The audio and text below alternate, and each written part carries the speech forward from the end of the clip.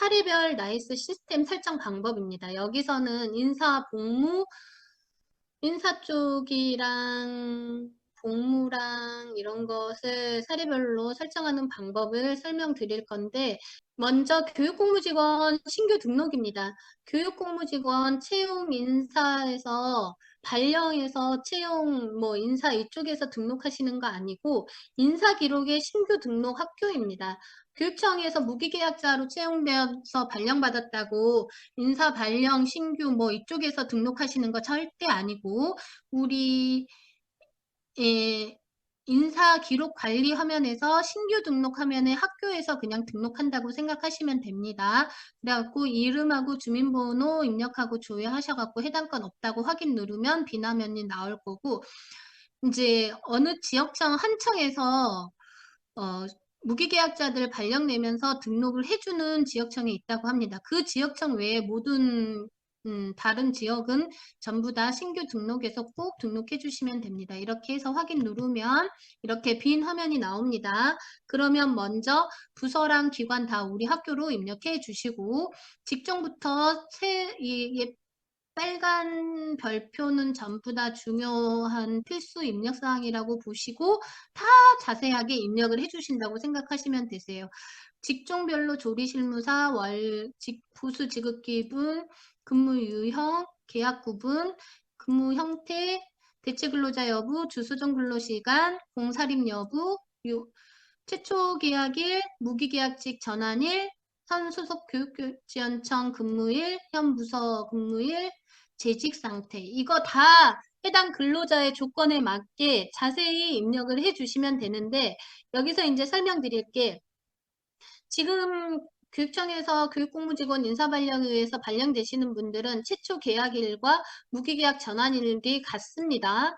과거에 교육공무직원을 계약제 직원으로 채용했다가 2년 근무가 끝나면 무기계약직으로 전환해줬던 근로자들이 있습니다. 그 근로자들만 무기계약직 전환일이라고 최초 계약이라고 다릅니다. 근데 그 무기계약직 전환일은 진짜로 무기계약직으로 전환되는 시점이 언제인가를 알려준 표시한 것일 뿐, 우리 급여와 관련된 모든 산출 조건은 최초 계약일이 기본입니다. 이 최초 계약일 정확하게 입력해 주시면 되고, 이제 이런 거 현 소속 교육지원청으로 온 경우 지역 이동해서 오신 분들 이런 분들 입력해 주시면 되는 거고, 여기에서 중요한 거는 재직 상태입니다. 신규 등록 화면에서 가장 기본적으로 이 내용들을 다 입력을 할 텐데 재직 상태를 꼭 재직으로 입력해 주셔야 되고 신규 임용 채용 후보자를 로 입력을 해주시면 안 된다라는 거. 근데 기본 설정 값이 여기를 재직으로 바꾸기 전에는 기본 설정 값이 얘예요. 신규 임용 채용 후보. 이게 기본 설정 값이에요. 이 나이스가 열리면 신규 화면이 열리면 여기에는 이게 써져 있는 거예요. 이것을 재직으로 꼭 바꿔주시고 저장하셔야 됩니다. 그래야지 뒤쪽에서 개인별 근무 일지 관리, 근무 시간 관리 이런 거에서 다 그 대상자를 끌고 온다는 거예요. 이게 이걸로 되어 있으면 대상자를 끌고 오지 못한다라는 거 꼭 알고 계시면 되겠습니다. 그리고 나서 저장을 하면 이제 인사기록 목록에 해당 근로자가 이제 생깁니다. 그리고 나서 이제 그 해당 근로자를 클릭하고 들어가면 인사기록 상세 화면이 똑같이 열리고 아까 입력했던 상세 화면이 열리고 여기에서 아까 우리가 학교에서 근무하면서 채용권자랑 채용기관을 다 우리 학교로 입력을 했습니다. 학교로 입력을 했는데 우리 무기계약직으로 채용되신 분들의 채용권자는 교육장이고 채용 기관은 교육청입니다. 그렇기 때문에 여기에서 다시 한번 우리 지역교육청과 으로 선택을 해주시고 저장을 해주시기 바랍니다. 그리고 나서 계약사항입니다.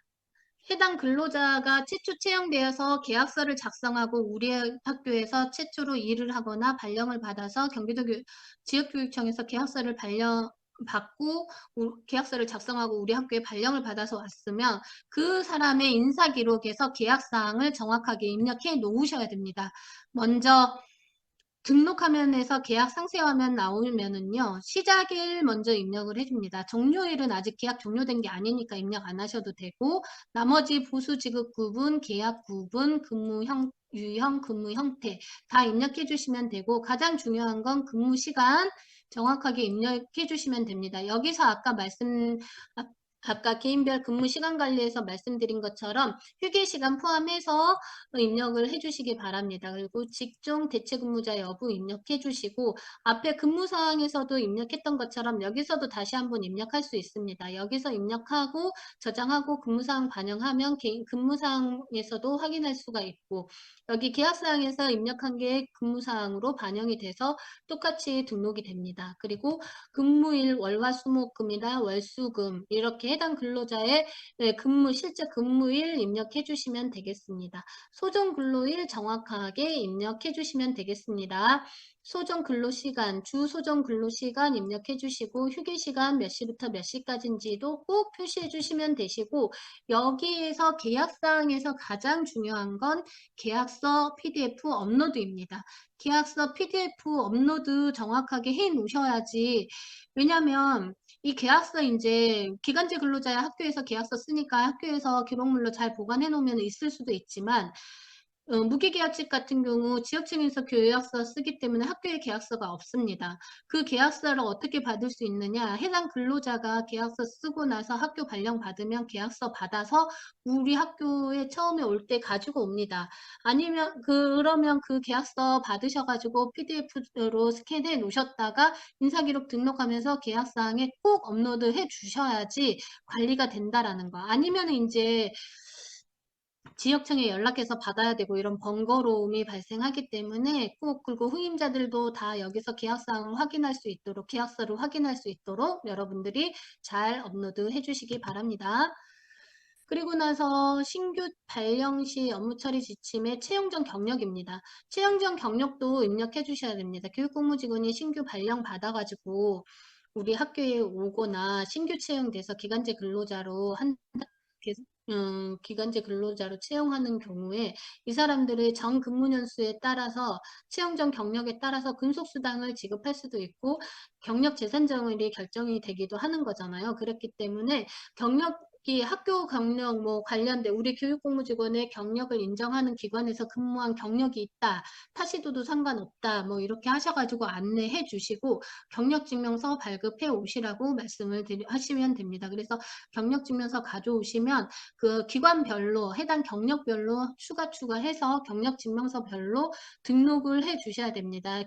그 경력증명서 상에 시작일, 종료일 입력해 주시고 직종 정확하게 입력해 주시고 학교 정확하게 입력해 주시고 기관 그리고 나서 근무 연수 인정 여부 꼭 입력해 주시고 제외기간이 해당 경력증명서에 재개기간이 있으면 꼭 표시해서 입력해 주시고 경력증명서상의 주소정 근로시간 정확하게 입력해 주시고 그래서 실인정기간 계산해가지고 입력을 해주시면 되겠습니다. 아니면 인정률로 계산해가지고 여기 반영되는 거 정확하게 확인하시면 되겠습니다.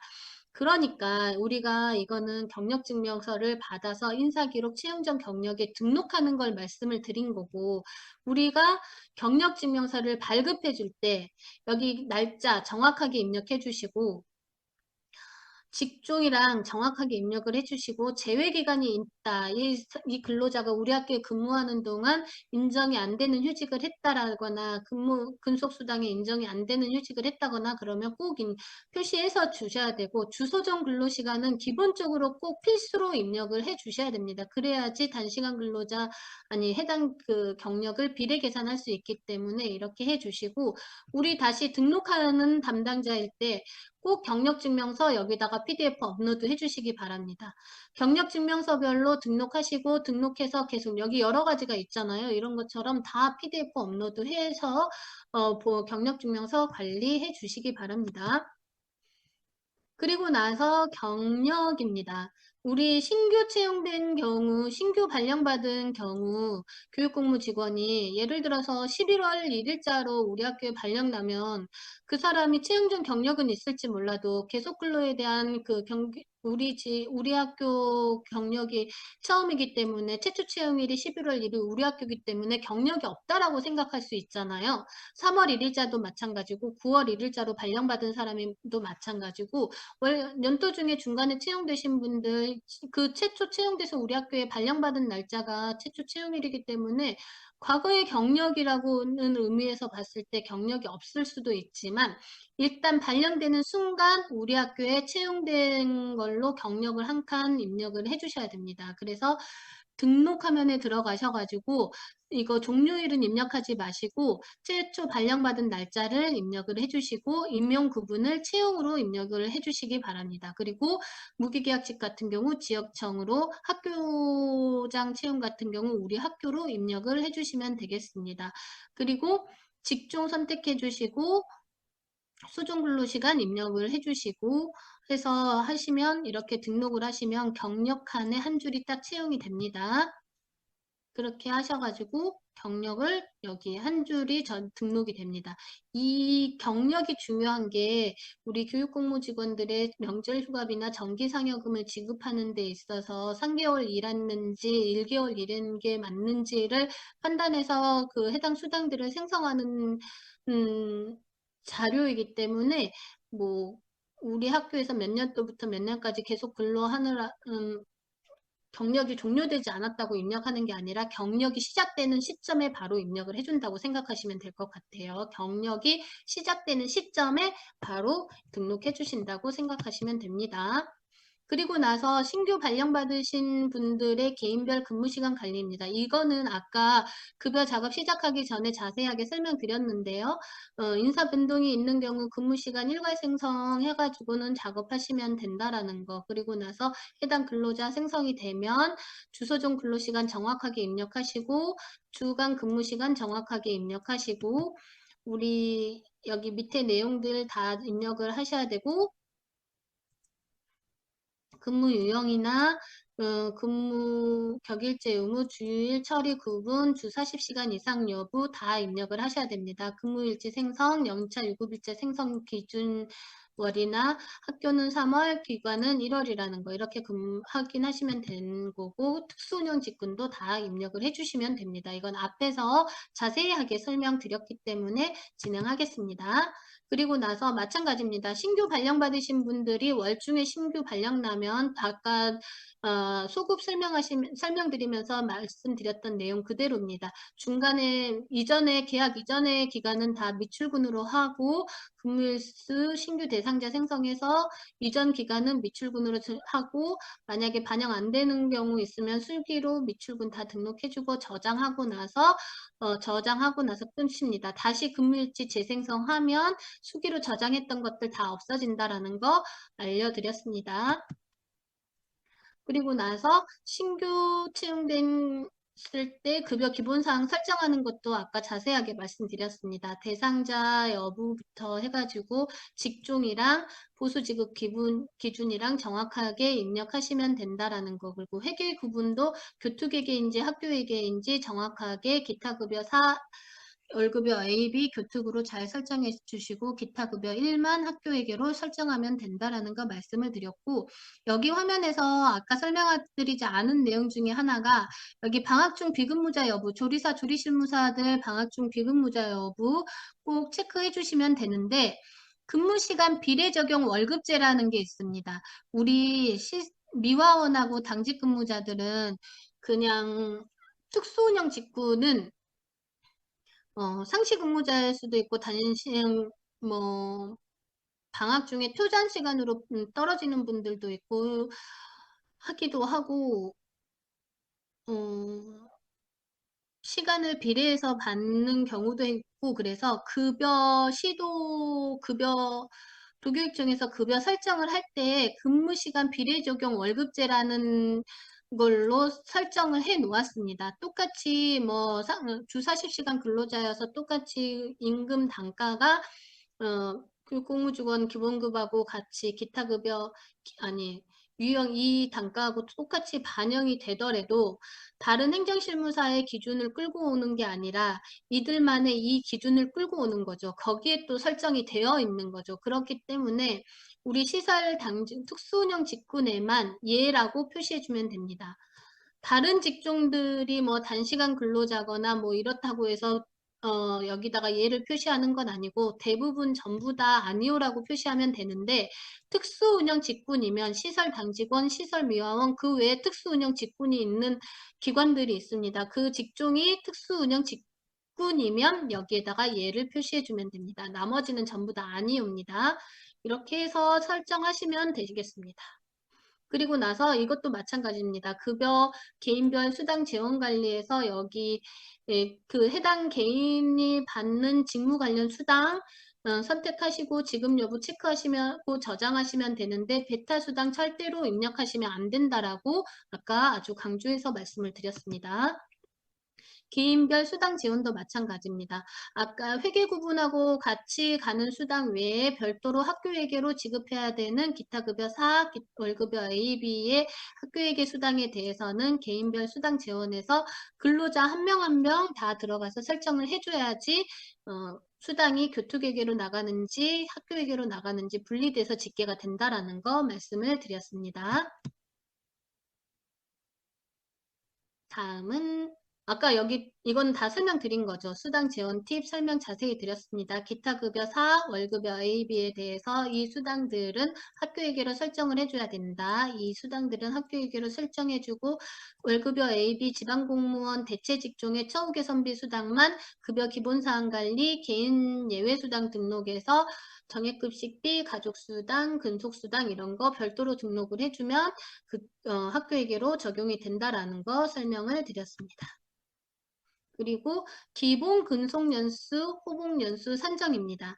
이제 기존의 구육성애직에 대해서 호봉연수 산정은 기본 호봉연수 산정은 작업하실 필요 없고 신규 채용되시는 분들의 기본 근속연수 산정은 작업을 해 주셔야 됩니다. 해당 근로자의 최초 근속연수를 인사기록에 반영하는 작업이에요. 해당 근로자가 채용 전 경력이랑 현재 우리 학교에 신규 채용되어서 한 경력이 합쳐져서 1년이 되면 기본 근속연수 산정을 해 주셔야 됩니다. 그때 작업하는 거고, 만약에 추가 경력을 합산하는 경우가 있습니다. 근데 우리가 나이스에 채용 전 경력을 근무년수에다 반영시켜 줄 때 채용 전 경력을 입력할 수 있는 게 기본 근속연수 산정 개요에서만 등록해 줄 수가 있습니다.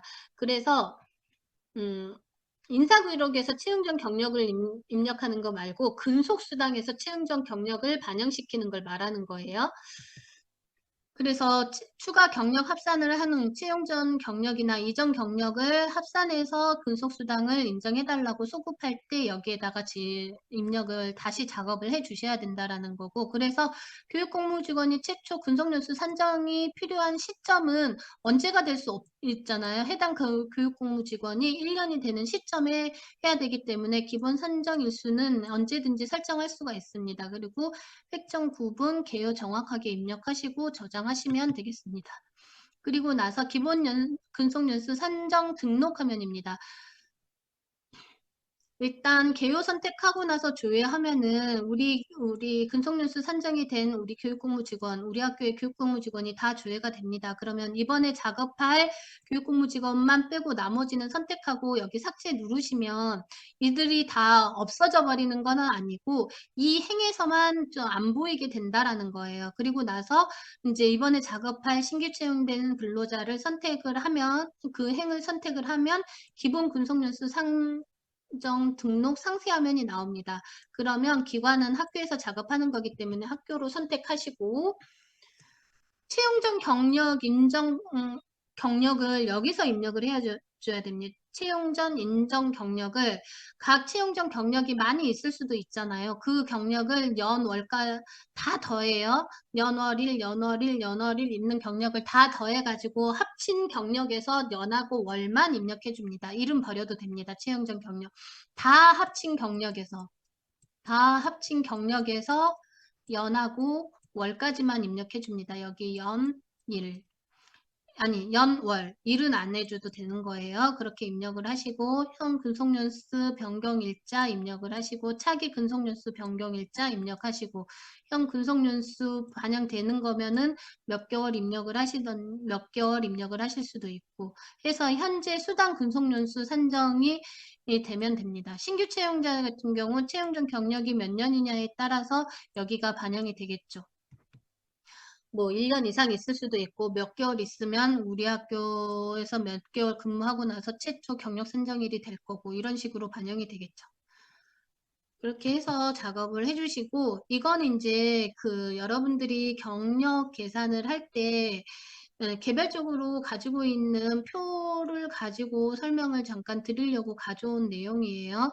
그래서 보시면 최초 선정일 입력을 하시면 여기 이제 개인이 가지고 있는 표 중에서 최초 선정일을 가지고 채용 전 경력을 다 입력을 하고 채용 전 경력을 다 입력을 합니다. 이 경력이 뭐 18일도 있고 29일도 있고 그런데 이거 다 합쳐가지고 월 단위로 딱 계산을 하고 2년 8개월까지만 계산을 하고 일은 뭐 18일하고 17일 뭐 이렇게 남을 수도 있지만 아예 계산이 되지 않습니다. 일의 합계는 월 단위로 플러스 해주고 올림하고 나서 일은 계산하지 않습니다. 그래서 2년 8개월 입력을 하는 거고 나서 현 근무년 수는 5년 6개월로 반영을 시켜가지고 현재 수당 근속연수 8년으로 계산할 수 있습니다.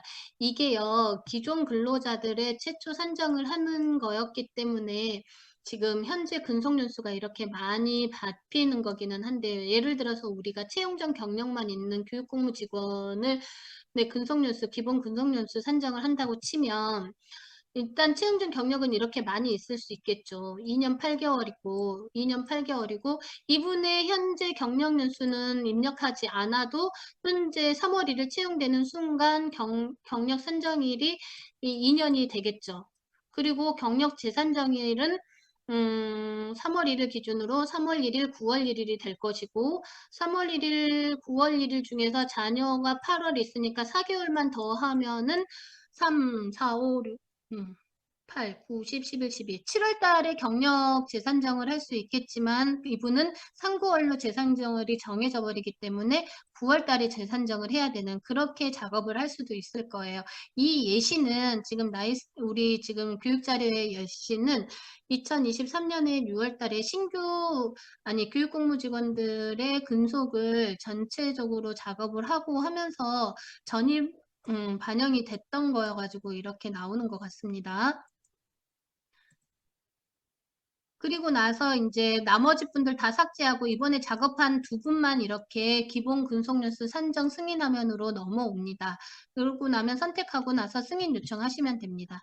승인 요청하고 나면 기본 근속연수 산정 내역에서 그 사람들의 산정 내역이 이제 반영이 되어 있을 거예요. 차기 근속연수 산정 이런 식으로 되어 있을 텐데 여기 해당 근로자 클릭하면 상세 화면이 열려 있습니다. 열려 있고 각 탭들이 활성화되어 있습니다. 그 비활성화되어 있으면 수정할 수 없을 텐데 활성화되어 있기 때문에 사실은 승인 받기 전에 산정한 월수나 연수가 잘못되어 있으면 여기에서 산정하고 승인 받았지만은 여기서 수정하고 저장할 수 있습니다. 저장하고 만약에 수정하고 저장을 한다면 가장 중요한 건 인사기록에 반영 눌러주셔야 됩니다. 수정하고 저장했는데 인사기록 반영 누르지 않으시면 수정하고 저장한 게 반영되지 않는다라는 것만 참고하시면 되겠습니다.